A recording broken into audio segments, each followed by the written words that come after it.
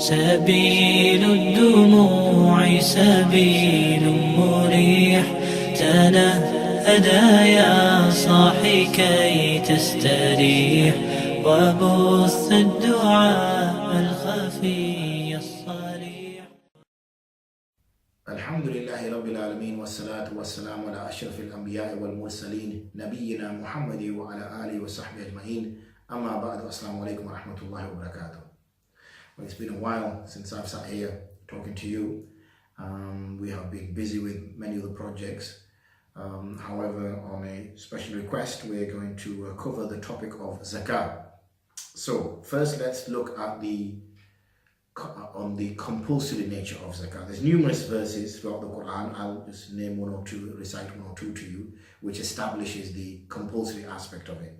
You normally find throughout the Quran, Salah and Zakat come next to each other. For example, here we have in Surah Baqarah, ayat number 110, بعد أعوذ بالله من الشيطان الرجيم بسم الله الرحمن الرحيم وأقيموا الصلاة وآتوا الزكاة واركعوا مع الراكعين. And establish Salah and give Zakah and make ruku, bow down with those who are bowing. We also find that within the Sunnah mentions Bunya al-Islam ala khams, and one of the five, the Islam is built on 5 pillars, and one of those is wa ita'u zakah, the giving of zakah. So we know that zakah is fard, and as I mentioned to you, the purpose of today's lesson, if you can call it that, or today's lecture, is not so much to go into great detail. It's more the practical aspects of zakah. I'm sure there's numerous other videos on our app and also on our channel and other reputable ulama where you can get more detailed information. Here, this is more of a practical how to do it method. The fadail of zakat are excellent as well. There's great reward for an individual who gives their zakat, as you can imagine, because it being one of the 5 pillars, for instance. Where can I quote you one here? There you go. خمس من جاء بهن مع إيمان دخل الجنة. 5 attributes or 5 items, 5 things that a person does and they will enter into Jannah. Man hafaza ala salat. Just verify to see, make sure my phone is on plane mode, and it is. We don't want to get disturbed partially through the discussion. Man hafaza ala salawat al-khams ala wudu'ihinna wa ruku'ihinna wa sujudihinna mawaqitihinna wa sama Ramadan wa hajj al-bayt in istata'a ilay sabila wa a'ta az-zakah. And gives zakat, طَيِّبَةً بِهَا نَفْسُهُ. But he doesn't just give it begrudgingly. He genuinely gives it with a good heart, with contentment, rather than feeling, oh, zakat's come in again, I'm going to get poor, how am I supposed to give this money? So you shouldn't have that kind of mindset. So the reward has been there. And again, I said there's numerous hadith which explain. But likewise, there is reward on the flip side. There's punishment for that person who doesn't give his zakah. And there's again ayats and numerous hadith which mention the punishment both within the world and also within the grave and the hereafter for that person who doesn't. Man ata'u Allahu malan falam yu'addi zakatahu muthila lahu malu shuja'an aqra. That person who arrives on the day of judgment to Allah subhanahu wa ta'ala and he's not fulfilled his zakat, then his wealth will be changed into a serpent. And this serpent will obviously sort of go around him, surround his neck and bite him and sting him. And he say, Ana maluka, ana kanzuk. So these are things we have to be very wary of. That not only is there a reward, but there's also a great punishment for not giving zakah. So what's the benefit of zakat? Why is it that we give zakat? Well, zakat has many benefits which the ulama have mentioned. For instance, it deals with greed, it deals with miserliness, it deals with that person who starts to grow a love for wealth and feels it's his wealth which is establishing him and forgets Allah subhanahu wa ta'ala, who is behind all this, who is the bestower, who is the one who gives the rizq, he is the one who is the rich and enriches us. So its benefits are there to remove illnesses of the heart, and also is there to purify our wealth. So our wealth becomes pure, permissible to use, halal to use, because that's what zakah comes for, meaning to cleanse. So that's also the wisdom behind it.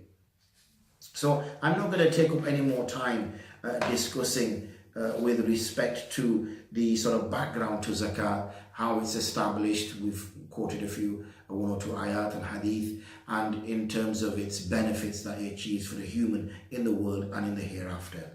Once we've established that, when and how does zakat become fard upon a person?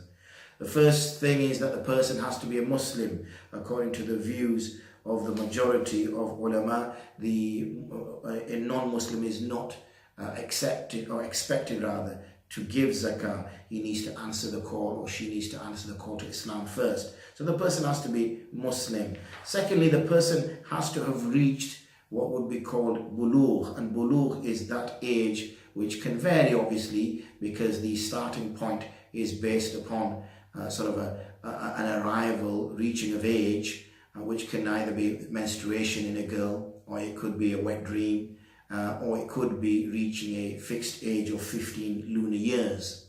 So there is a time when a person is considered as an adult and no longer considered as a minor, and this person becomes mukallaf, yani he is now responsible. He now has legal capacity where he has to, or she has to, engage in the law. So bulugh is essential. So children don't need to give zakat. So if there's any wealth that a child or somebody saving in a child fund, or putting away, maybe the child benefit or something to save for another day, then there's no zakat due on that. I know I've answered a question there, which is more a contemporary question, but I'm going to try to stick to my agenda, which is that I'm just going to give a brief overview of the how-to of zakat, rather than going into specific fatwa answers. We have a fatwa group set up specifically for that. So if you've got any specific questions on zakat, it's best to post them there. The person must be in sound state of mind. So it's not that a person has been medically declared as insane, or it has periods of sort of where they mentally disconnect from the world, potentially have a mental breakdown, and for several months or years they're in a state where they can't comprehend their surroundings, they're in a confused state where they don't understand themselves. So this definition would be in consultation with medical experts and scholars, who would say that this person does not have the intellectual, or rather the mental capacity to understand the responsibility of zakah. Then there's something called nisab. Now nisab is a trigger, you could call it. It's a limit which has been set, which defines a rich person. And because below that value, a person is not considered rich. And above that value, a person is considered rich enough to be required to give zakat, and also rich enough not to be a recipient of zakat.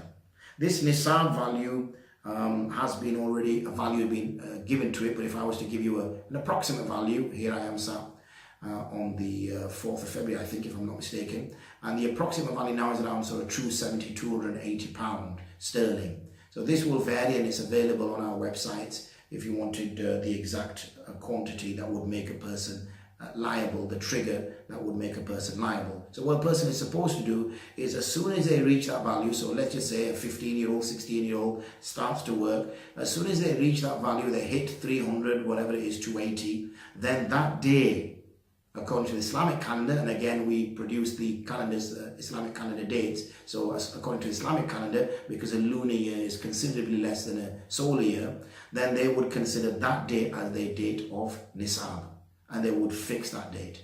They would then wait, obviously we'll get to that point, but they will then wait a whole year, a lunar year, until that same date arrives again. When that same date arrives again, they will check if they have nisab. Again, if they've got 300, 500, 700, then that would mean that zakat is due upon them, and they would give what's 2.5% of the money that they've got, because it usually is money. It doesn't matter what happens during the period of that year, whether it drops or whether the increases, his wealth increases or drops. That's not relevant. What we're looking at is the two ends of the year. So nisab is the trigger for when a person is due to give zakat. So he must have ownership of this nisab, and then I already mentioned the year, the whole, that a year must pass on this wealth. So his nisab date starts, and that nisab date then will be his date for the rest of his life, or her life. Because what they will do then, it's only going to stop being the nisab date is if they get to the end of that year and the values drop, then there's no zakat due. Then they'll wait for the next year to see if it's there, and if it's not at that end, let's just say partway through suddenly, so let's just give a scenario, nisab becomes due, he meets the nisab and he starts his nisab date. Then a lunar year passes and he does not have sufficient funds, so there's no need for him to give zakat. Now obviously he will wait until he gets a quantity that will re-trigger his nisab, because he's not reached that point. When he reaches that, that's when he will give his zakat. So it will stop until the trigger gets hit again. Usually when we reach £300, then we usually have from then onwards more than 300. That's the usual practice. So a year must pass on that time. So that's what brings it necessary. Many of the time what we have an issue with is what we do is we tell our children, or rather we don't instruct them to give zakat because we think they're only children. And we wait until they get married, or we wait until they get a job, a full-time job or something like that. That's not the criteria which Allah subhanahu wa ta'ala and the Prophet set. The criteria which has been set has been explained in there. Muslim, aqil, clearly aware of what's going on, baligh, reached bulugh, and nisab. And then a year passes on that. Once you've got those 5 conditions are met, Allah subhanahu wa ta'ala is the most merciful. And if he feels that these individuals, or rather if he instructs and orders that these individuals who meet this criteria, meet these 5 criteria, should be giving zakah, then they should be giving it. We're not ones to then change what Allah subhanahu wa ta'ala has already said. So, what should be the conditions then at the time of giving zakah? Well, niyyah is important.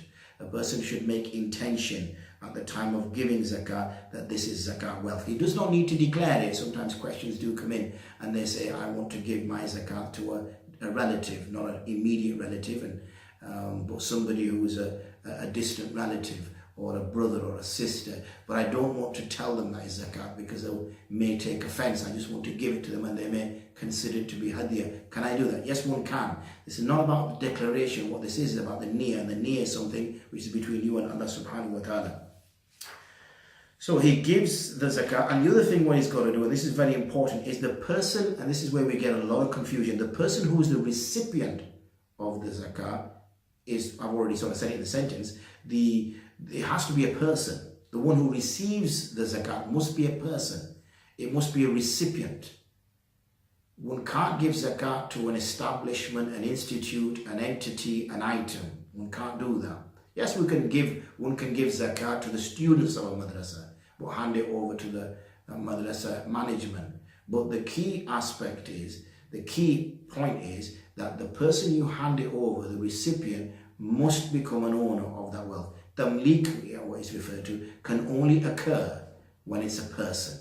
A table can't own money, a well can't own money, a building can't own money, an individual can't own money. That's a very important condition which we are now finding in this day and age is becoming somewhat confusing. So what do we give zakat on? Well, we give zakat on, generally speaking, we will be giving zakat on gold, silver and money. That's normally what's going to happen for the average person living within the West. It's gold, silver and money, whether it's money in possession, money in a bank account, money under the mattress, or any other favourite place that we decide to hide our money, then these are things. Gold will most likely be women jewellery, necklaces, rings, and they're only doing it on the actual gold part, not the stones or whatever else is gone inside the ring. Silver, again, it would be, women jewellery more than anything else. Men should only wear a ring if really they're in sort of some kind of position of authority, or they use it as some kind of stamp or something. It's better not for a man to wear it. And currency, well, obviously that's just money. So money is going to be really the main thing that we're going to concern ourselves with. Yes, shares, ownership, businesses, things like that, that will come into it. But as I said, I don't want to confuse for the general what masail, what particular concerns only affect the minority.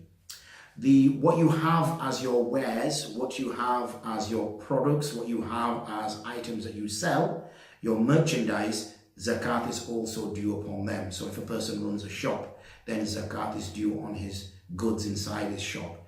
If a person rents out property, then he will be giving zakat on his renting out, or on his rent income that he receives from them, because the properties are considered as his tools.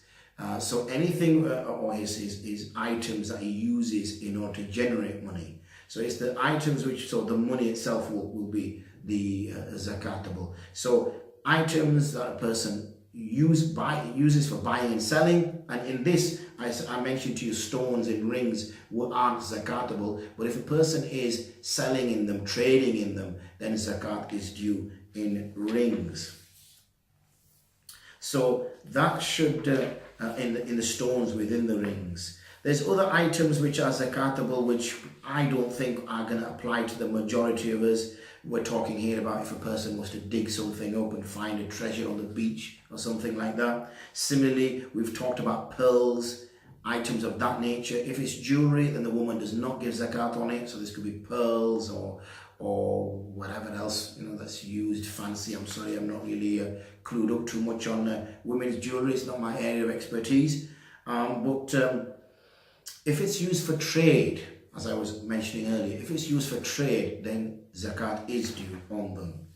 And then there's lots which we find discussing things which normally farmers would come across. So whether that's honey, whether that's animals, whether that's crops. And again, I'm not going to discuss that with you, because from our perspective, we're talking about an average person living within the West. So the average person living within the West, gold, silver and money, that's what they're going to have. And possibly they may have merchandise if they operate a business. One other point that I want to talk about, which is, and we're doing good with time, is debts. So you get many questions coming in. I've got a mortgage, or I've got an X, or I've got a Y. Can I subtract that from my zakat? One should only subtract short-term immediate debts. And what I mean by that is if the person knows that they're going to be paying rent in 3 weeks' time, or the person knows the gas bill is due in 4 weeks' time, or the person knows that whatever else, the hire purchase on their car is due, then those immediate short-term loans can be removed, deducted from one's zakat, in order to then come up with a figure and then work out how much zakat is to be given on that. There is some discussion about mortgages specifically, and numerous ulama have given the fatwa that those which are the debts up to a lunar month can also be excluded from one's zakat. However, I would say with regards to that is if a person is using all his expenses, all his wealth, surplus cash, to pay his loans off. Nowadays, what you find is we live quite comfortable lives, and we actually choose to be in debt. We're not in debt because of difficult circumstances, but we choose to be in debt. It's a way of life now. It's a choice of life. In those circumstances, I would say they should only remove the immediate debts, the debts which is within that lunar month. They should not be deducting any more debts. However, in the circumstances where this individual has not taken, it's not a lifestyle choice, it's not that he wants to live in a bigger house or fancy car, but this is actually due to dire circumstances that he's in this dilemma, then and he's using whatever surplus cash he or she has to pay off their debt, then in those circumstances they can include the lunar year rather than just the lunar month. So bear that in mind. Obviously, I'm not going to necessarily talk about mortgages and about the permissibility. Otherwise, that's for another day, for another discussion. Also, debts which we know that people owe to us, then, so these were debts which we owe to others, but debts that people owe to us, then we should give zakat on those debts which we know are going to get fulfilled immediately. Someone is going to actually pay back what they owe us. There is still some scope of permissibility in that if the person doesn't want to give it, they can wait until they actually receive the money, and then they can backdate and give the zakat for those dates, those years that they didn't have it. So for example, I loaned my brother £5,000, say. Now I know that my brother is going to give me that £5,000. Without doubt, I'm absolutely certain about it. I know he's not going to disappear and scamper off with it. So in that regard, I can give zakat for the £5,000 every year and add any other wealth that I may have. However, I may choose to wait until I receive the money, which could be 2 years down the road, 3 years down the road, and then I calculate how much zakat I should have given, because £5,000, 2.5%, I'll let you work that one out, and then basically, so that's £25 in case you were working out, £25 times 5 would be a nice round number of 125, and that would be for each year. But obviously 5,000, you take £125 off, it's now not going to be 5,000 in year 2, it's going to be 4,875. Then that much zakat is due on that. So bear that in mind as well. Again, I'm not here to work out your zakat for you. I'm here just to give you the broad overview of how, when and how zakat is due and how it is paid.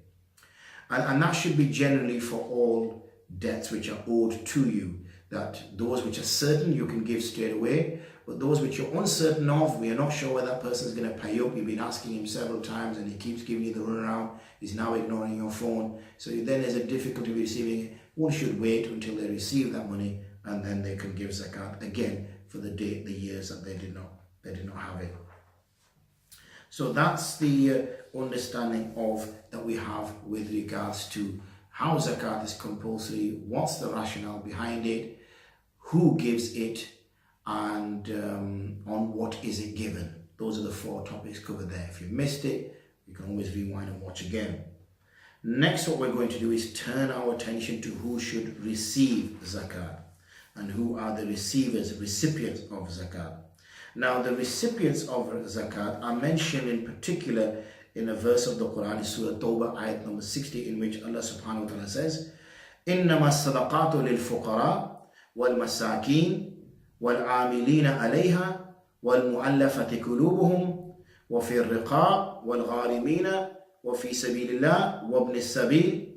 So there's 8 groups there. فَرِيضَةً مِنَ اللَّهِ وَاللَّهُ عَلِيمٌ حَكِيمٌ. So there's 8 groups which Allah subhanahu wa ta'ala has picked out for those whom we give zakat to. Now, in our circumstances, again from the West, we give our zakat to a charity.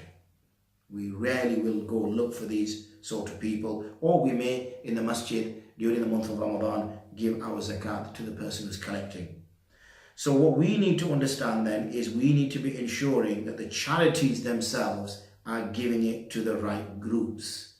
So this is why, as you may have noticed with our own charity that we have at our institute, the Olive Lantern Trust, and our sister organization, the Olive Grove Foundation, and personally ensure that these parties are met, that we ensure that only the zakat goes to the correct recipient.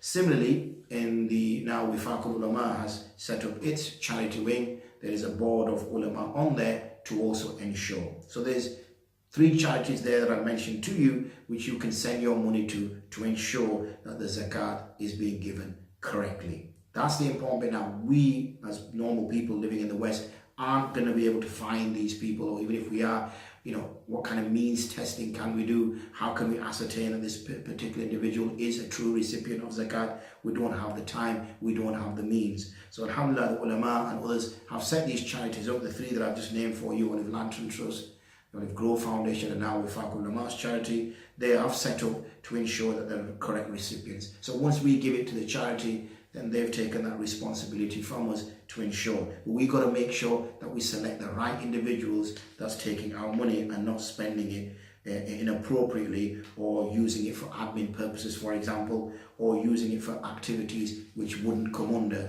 especially the point when I mentioned earlier about tamleek, about giving it to an individual who takes ownership of it. So let's quickly, for the next sort of 5 or 10 minutes or so, go through those particular group. The first one were the fuqara. So the fuqara are those people who have wealth which is less than the nisab. So they may have £100 or £150, that's their needs, that's the sort of level they are at, and they are recipients of zakat. So that's the first group, the fuqara, faqir. The next group is the masakin. Those are individuals who don't own anything. They're literally sleeping rough. they're sleeping in hostels, they're queuing up outside soup kitchens, they don't have anything, they have no property, they do not own anything. So arguably they're a grade poorer, they're in more need than the fuqara are. But they're also are placed as with the fuqara. In fact, the fuqara mentioned first. So so we can choose to give our zakat to the most needy, but Allah subhanahu wa ta'ala has mentioned 8 groups for a reason, which obviously we apply with 7 of them for a reason, and that is because of the fact that these groups are there to ensure that, these groups are there because we need to ensure that we share our wealth with the spectrum of individuals. I did not mention a point which I'm going to mention now, which is that the zakat should come from the people to the immediate residents of their area. So this is why in particular with Wifaqul Ulama in particular, what we're trying to do is that it's a British charity in that we will be providing for British citizens, because there's a famous saying, isn't it, that charity starts at home, and that's where our effort is going to be in particular. The third group is the amilina, those who the sultan or the amir has put there in order to ensure that they collect the zakat and then they give the zakat. This group, particularly in the UK, are non-existent, so therefore they would not be considered correctly. So if you do know any charities that are using zakat money to give it to the amilin alayha, then that's where the problem will arise in terms of are they the amilin. So bear that one in mind, amilin alayha. Fuqara miskin, I don't think anyone's got. The next group, which is also excluded, which is al-muallafati qulubuhum, those who are not Muslim at the time, but their hearts are being won over, their hearts and minds are being won over by generous donations through zakat. Again, there's a lot of numerous charities that are using this category in order to do research, marketing, PhDs, also trying to get kind of positive PR out there to ensure that the non-Muslim view of Islam is more productive. So again, that would be inappropriate. This is one of the reasons why in particular with ulama, with the UK charity, is to ensure that we have ulama on board, so we don't give, especially so far we've had fuqara, masakin, which are fine because they do exist within the UK. Amilin alayha, that's unless it's a state workers that are gathering it for the zakat for the state, and mu'allafatu qulubuhum. So these two categories, the mu'allafatu qulubuhum, that category has actually been removed, it's been abrogated in the sense, so it's not, I won't say the ayat is abrogated, or this part of the ayat, the hukm has been abrogated because the illah is no longer found. So in that regard, so that's the fourth group. And then we have the fifth group, which is a riqab, and these are slaves, again in the UK context that won't exist, even though they may exist outside the UK context. So that's another group. So far we've only got fuqara and masakin. And then we have the gharimin, and the gharimin are those individuals who are in debt.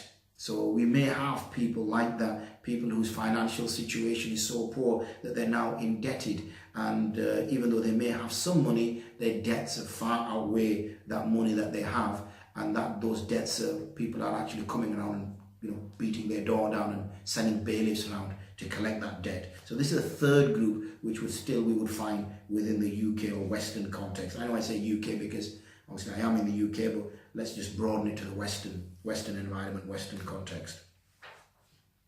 And then the seventh group is fi sabilillah, those individuals who are out in the path of Allah subhanahu wa ta'ala. Again, that wouldn't apply here because those people who in particular are in our present day and age going for Hajj or Umrah and lose their way, well, if they've lost their way at Heathrow Airport, then we do have some problems. So this would normally happen if somebody lands in Egypt or Syria, or well, not Syria nowadays, but say Egypt or somewhere else, Turkey, and ended up realizing that they left their money or something in the toilet or whatever, and now they've got no money and they've got to try to make it to Mecca to perform Hajj. So that would exist, but it would exist outside of the UK.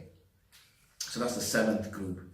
And the eighth group is Ibn Sabil, those wayfarers, travellers. So somebody who's travelling to the UK and now finds themselves in a financial constraint. So really, we could only find three groups in particular that we would be dealing with in the UK context.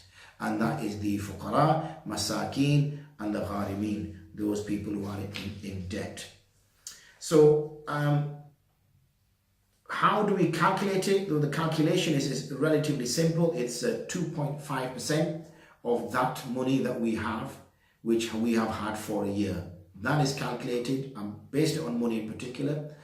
There's a measure that's done for gold and there's one for silver. You will find all this information available on our website and also from reputable scholars. And there will be, I'm sure, a more detailed video also on those particular platforms that I just spoke about, which will help you calculate them. But again, it's quite simple. If you send a question in to our Dar Lifta Telegram groups that we have, both for ladies and gents, then you would get an answer quite quickly to deal with that. So I'm not going to go into any more detail because this was the remit I had, was to give you a broad understanding of zakat. Also, the remit was to ensure that you had a how-to kind of video of zakat. We've gone through the grounds for zakat, its purpose. We've also explained who needs to give zakat. We've also explained on what one needs to give zakat. We've also explained who should receive zakat, and in particular we discussed the charities when we discussed that, because that's the key part for us here in the West. And we've also explained some key points about certain charities that may not be utilizing the zakat effectively. So I hope that that's been informative for you. If it's gone a little bit quick, I apologize. I do have a time frame that I need to deliver this in before I disappear for another class. So again, rewind it, watch it again, build your understanding of zakat, read around the topic. But the key thing is, if confused, it's quite easy to just drop us a message on our Fatawa groups or anywhere else for that matter. A message will get to us, and then I'm sure there will be somebody available to calculate it for you so you can do it. Bear in mind the important point that I raised, that zakat is compulsory. It is fard. And it is not fard when you reach 18 or when you reach 23 or when you've earned your first 30 grand or when you bought your house or whatever. It becomes compulsory when Allah subhanahu wa ta'ala and His Messenger sallallahu alaihi wasallam have told you when it is. So please keep those thoughts in mind. May Allah subhanahu wa ta'ala give us a tawfiq to accept His message and act upon His message. Ameen. Wa akhiru da'wana and alhamdulillahi rabbil alameen. Assalamu alaikum wa rahmatullahi wa barakatuh. بث الدعاء الخفي الصريح يسعك الفضاء الرحيم الفسيح.